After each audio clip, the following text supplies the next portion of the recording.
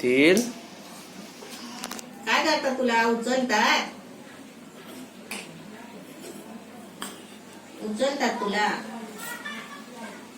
इथे येऊ नको इथे गरम आहे इथे येऊ नको बघा किती सामान आहे इकडे पण सामान आहे आता इकडे पिठी साखर झाल्यानंतर आता इकडे काय काय आहे खोबरे हे खोबऱ्याचे 2 वाटे आहेत ना हे एवढे हे 2 वाटे मी किसून घेतले बघ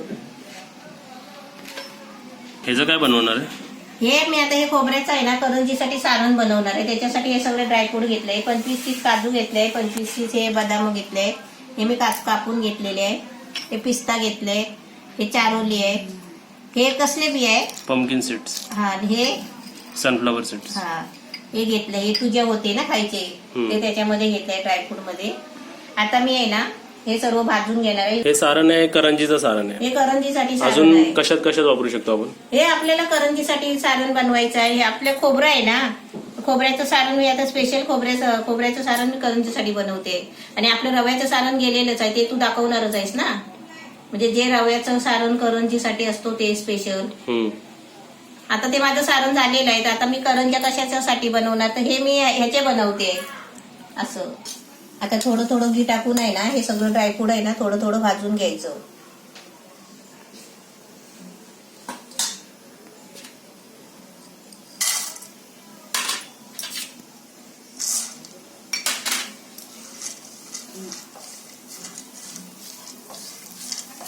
भाजून कशाला घ्यायचं आपलं करंजीचं सारण आहे ना खराब होत नाही त्याच्यासाठी ड्रायफ्रूट आहे ना भाजून घ्यायचं म्हणजे आपलं करंजीचं सारण आहे ना 2-3 महिने पण टिकतो करून ठेवला तर आपण 1 किलोचा 2 किलोचा करून ठेवायचं आणि करंजे आहे ना मात्र थोडे थोडे करायचे कारण करंजे कधी कधी आहे ना कोणाकोणाचे नरम पडतात आता हे तर सर्वांना भेटेल पण कधी कधी सर्वांना हे भेटणार नाही तर हे नाही टाकलं तरी चालेल ना हा हे नाही टाकलं तरी चालेल कारण आता तू खातोस ना रोज म्हणून म्हटलं तुझे आहेत ते टाकते त्याच्यामध्ये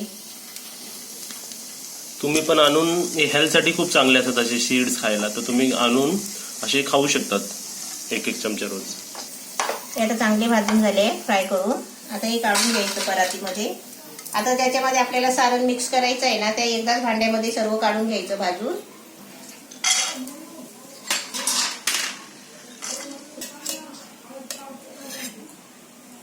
थोडं थोडं टाकायचं घी जास्त नाही टाकायचं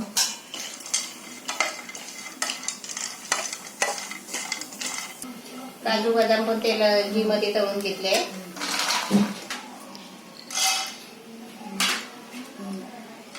आता हे पण झाले पिस्ता आणि चारोली आता आपल्याला शेवटला आहे ना तीळ भाजायचे आता थोडासा घी टाकते आणि खसखस आणि तीळ भाजून घेते हे तीळ आहे सफेद अर्धी वाटी घेतले तीळ आहे ना करंजे आपण कोणत्या पण पद्धतीचे बनवा पण त्याच्यामध्ये तीळ टाकले ना तर खूपच छान लागतात करंजे तीळ आपले भाजत आले ना चांगले की आपण त्याच्यामध्ये खसखस टाकायचं आहे आणि शेवटला खोबरं भाजायचं आहे तीळ बघा भाजले उडायला लागले आता त्याच्यामध्ये खसखस टाकते करंजीच्या सारणामध्ये आहे ना खसखस टाकायचा चांगला असतो कारण कधी कोणाकोणाला आहे ना करंज्या सहन होत नाही आणि रव्याचा बनवला ना तर रवा चांगला भाजायचा तुपामध्ये आपले तीळ पण आता चांगले भाजले खसखस पण उडायला लागलाय आता हे काढून घेते आणि खोबरं भाजते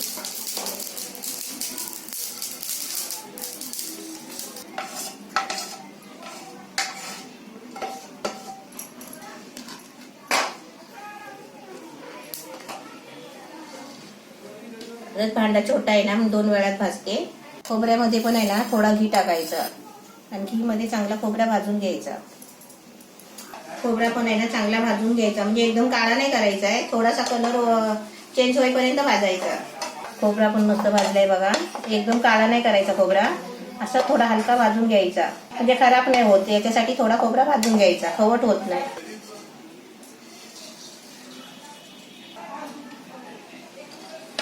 हे सर्व आता ड्रायफ्रूट खोबरं सगळं भाजून झालंय आता हे सगळं मिक्स करायचं आणि मिक्स करताय ना जरा आहे ना असं चुरायचं कारण खोबरं आहे ना जरा जाड जाड आहे ते असं बारीक होतो आता आपल्याला पिठी साखर रेडी आहे वेलची पावडर रेडी आहे तर आता आपण पटकन त्याच्यामध्ये मिक्स करू शकतो हे आपलं करंजीचं ड्रायफ्रूटचं सारण आता आपल्यावर आहे, आपल्याला गोड किती पाहिजे ना तसं आपण साखर वापरायची. आणि ड्रायफ्रूट पण आहे ना आपल्यावर आहे, आपल्याला जेवढं पाहिजे तेवढं आपण घ्यायचं. आता याच्यामध्ये पिठी साखर मिक्स करते. आता बघूया आपल्याला किती याच्यामध्ये लागते. एकदम मऊ मऊ झाले. पिठी साखर पण बघा छान झाले एकदम. नाही तर आपण दुकानातून आणतो ना त्याच्यामध्ये खडे असतात पिठी साखरेचे झालेले. आपण 1 किलो साखर आणून आहे ना अशी पिठी साखर करून ठेवायची. आणि आपल्याला पाहिजे तेव्हा अर्धी वाटी पाव वाटी अशी आपल्याला कशाला लागते ना डिश बनवायला, तेव्हा आपण घ्यायची आणि बनवायची. मग तेवढीच आणायला नको जायला दुकानामध्ये. आता मी 1 वाटी आधी मिक्स केली आहे, मी तुम्हाला दाखवते. हे हातानेच आपल्याला मिक्स करायचं आहे सारण. काय खाते प्रसाद? खाल्ला झालं का? खा प्रसाद खा. पिठी साखर आहे. बाबा मी 1 वाटी पिठी साखर मिक्स केली आहे ना, अजून अर्धी वाटी घेते.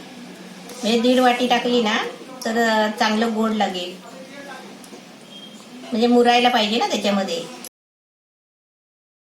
आता याच्यामध्ये 1 चमच्याने तर अर्धा चमचा मिरची पावडर टाकायची. आता ड्रायफ्रूट आहे ना स्पेशल करंजी होणार आहे म्हटल्यावर 1 चमचा पाहिजे, त्याचा चांगला स्वाद येईल. असं आपलं रेडी असलं की पटकन टाकलं.